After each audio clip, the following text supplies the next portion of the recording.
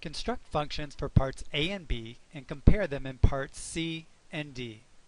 In part A, we're given $25,000 is invested at 5.75% compounded quarterly. So what we need to do is to recall the compound interest formula where interest is compounded n times per year. That formula is A is equal to P times the quantity 1 plus R over N raised to the NT power, where P is the principal, R is the interest rate as a decimal, N is the number of times that the interest is compounded per year, and T is the number of years. So for part A, we are to construct a function, so we'll use function notation. We'll use the letter A to represent the amount in the account, and T to represent the time in years. So A of T represents the amount after T years. This is equal to the principal, $25,000, multiplied by the quantity 1 plus our interest rate as a decimal, which is 0.0575,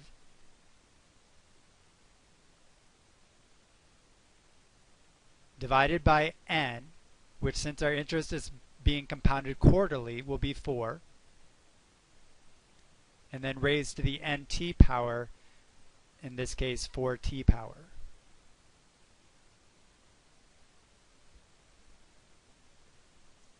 So our function is A of T is equal to 25,000 times the quantity 1 plus 0.0575 divided by 4 raised to the 4T power.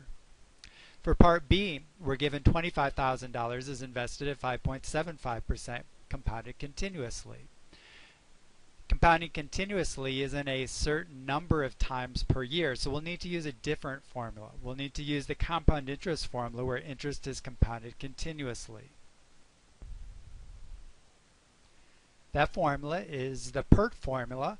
A is equal to P times E raised to the RT power, where P is once again the principal, R is the interest rate as a decimal, T is the number of years, and E is Euler's number, which is approximately 2.718. So for part B, because we do have a different scenario, we'll use a different letter for our function. Let's use the letter B for part B. We'll have B of T, the amount in the account after T years, is equal to the principal, 25,000, multiplied by E raised to the RT. R is 0.0575.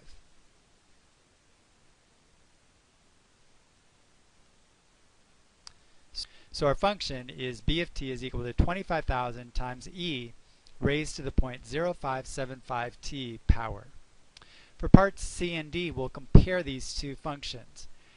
C, what is the amount in each account at the end of 5 years? So what we'll need to do is to substitute 5 for T in each function. We'll need to find A of 5 and B of 5. Let's find A of 5 first. We just need to substitute 5 for T in our first formula.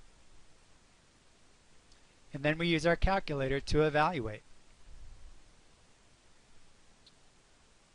We get 33,259.11985.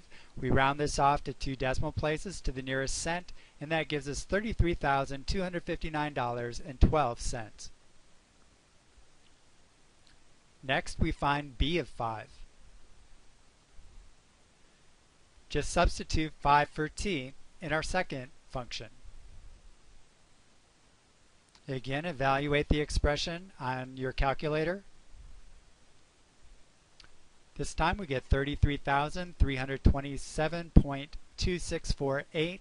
When we round to 2 decimal places, we get $33,327.26. Notice that both amounts are in the same ballpark, but the second amount is slightly more than the first. Why is that? Both of them have the same nominal interest rate of 5.75%, but compounding quarterly means that interest is only being added to the account 4 times per year, whereas the second one, interest is being added continuously. So we expect that there will be slightly more money in the second account than the first. For Part D, we're asked to determine the effective rate of interest for each and then explain why one amount is larger than the other. So to find the effective annual rate, what we need to do is find the interest earned over the first year and then divide by the amount at the beginning of the year. In symbols, that means that we need to find a of 1 minus a of 0 and divide the result by a of 0. A of 1 minus a of 0 takes the amount at the end of the first year minus the amount at the beginning of the first year. So that gives us the interest earned, and then we divide by the original amount, and that gives us the effective rate of interest. So let's first of all evaluate a of 1. We'll do it just like we did in C, but instead of using 5, we'll use the number 1. The amount at the end of the first year is $26,468.79. We'll need to take away the initial amount of $25,000 and divide the whole result by $25,000. We use our calculator to evaluate this expression. We get 0.058751763.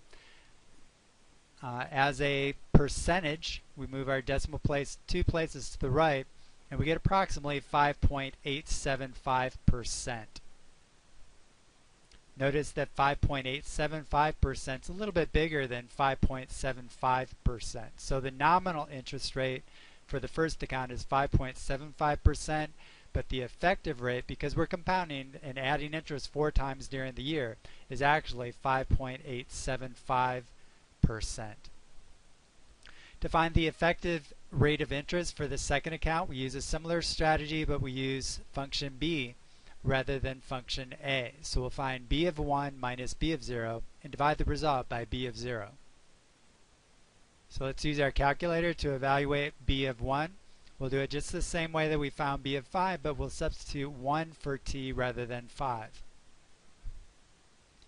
We get $26,479.63 to the nearest cent.